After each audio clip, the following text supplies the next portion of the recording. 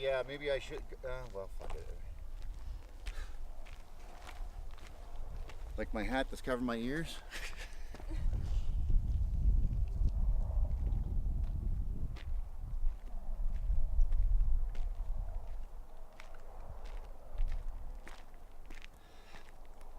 Had to make a turban.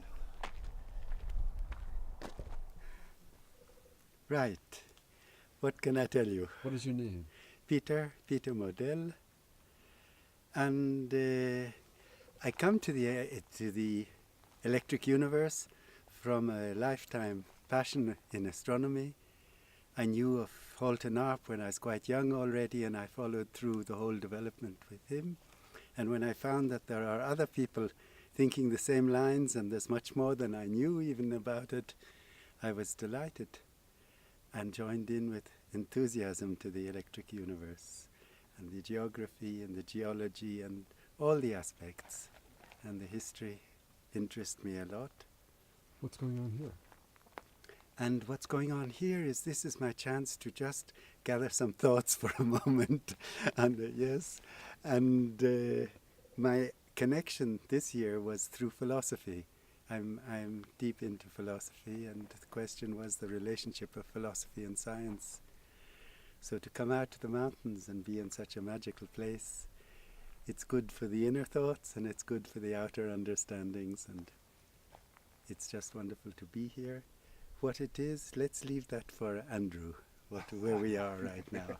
But it's been exciting just coming up and seeing all the burnt rock on the top over the surfaces that was left from this tremendous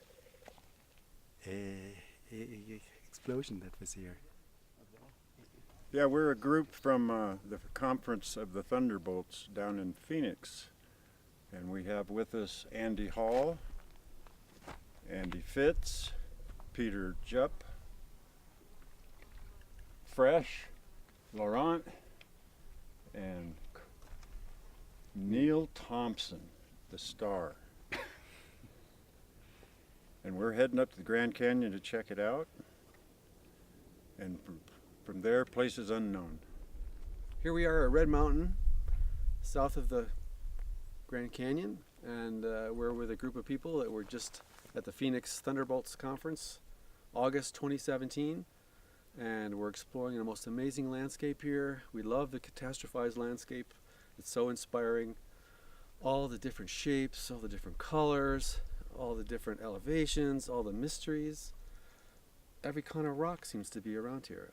You know, how did it get here? What great event happened to create this?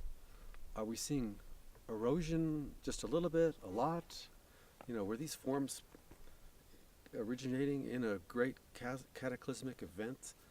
So, you know, it's a mystery. You know, mainstream says it was slow erosion and they don't worry about how it actually originally came into this shape. But, you know, it's been so long that we don't know what the original goings-on was like. So, but this alternative view of electric universe says that it was a great cataclysmic electrical event, whether it was pushing volcanoes into action or whether it was firestorms or arcs.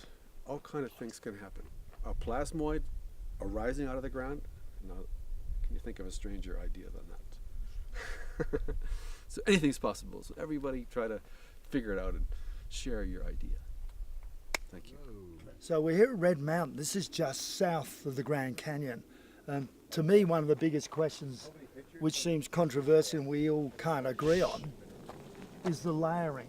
Now, a lot of conventional geology says layering is a matter of deposition of many sediments over eons, or even very quickly.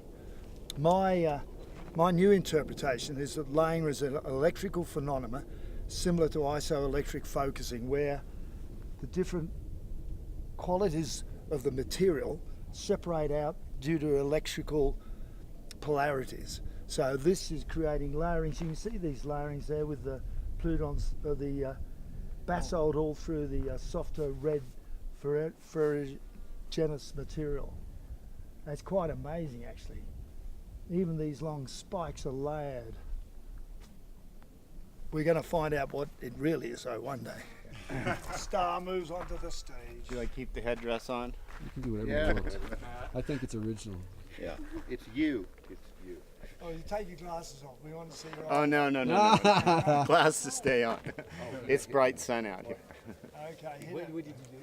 So we're just out of the EU conference, and I presented this idea of coronal loops being involved in our weather and geology, and that at some time in the past there was a great electrical stress put on the Earth, cause unknown, but it started a electrical process of these loops, looping currents following magnetic field lines out of the Earth, and looping and creating updraft and downdrafts of craters and deposits of domes that build mountains and lightning bolts, of course, and all kinds of electrical things that would come out of these coronal storms that would basically be like what we see on the surface of the sun. So if you imagine coronal loops, the prominences on the sun, that's electrically what I'm talking about.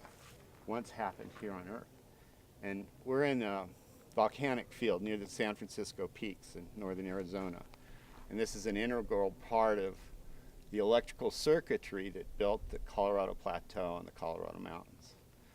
And so this is like a footprint of current that was heating up the interior. And volcanoes are pretty much what we think they are by conventional rationale. They're eruptions from below. But the charge is what's creating the heat that causes the volcano. There's lots of evidence here that we're looking at that shows surface conduction that resulted in some formations around here. And anyway, volcanoes are just part of the circuitry.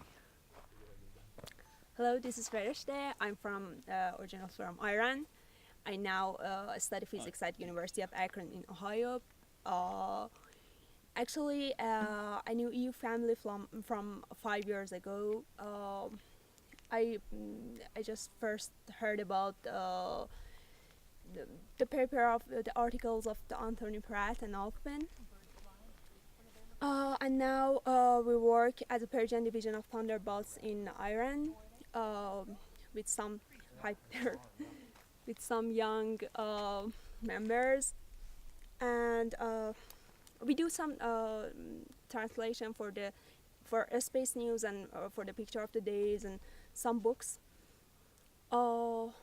That's it. I'm so happy that I'm here. So, well, I'm Laurent, and I work as a volunteer translator in French from French Canada for the project. But what interests me the most here is because I'm partly Native American, so I'm really interested in feeling those vibes they're getting here, that get here, and what it can what they can tell us about ourselves, and yeah, mostly especially a place which really doesn't fit the area landscape like this.